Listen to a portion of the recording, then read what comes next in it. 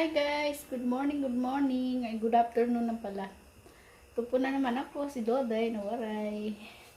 Welcome back to my channel. Ngayon, magluluto ako para sa lunch ng arroz ala cubana. At itong ang ating sangkap. Meron tayong hiniwan na carrots, bell pepper at sibuyas o onion at garlic. Tapos ito ay ground beef. Tapos meron tayong prinito na saging na hiniwa sa apat ang saging. Yan ay pang toppings. Tapos meron tayong vegetable mix.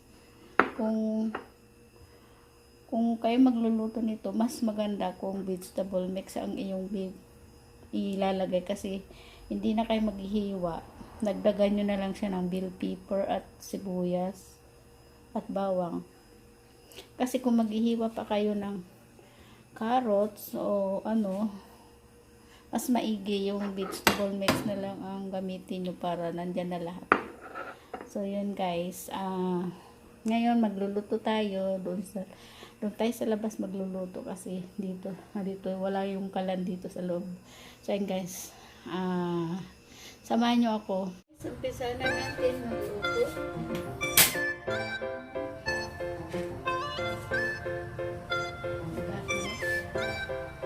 Kasi isa nyo na kayo guys sa kusina natin.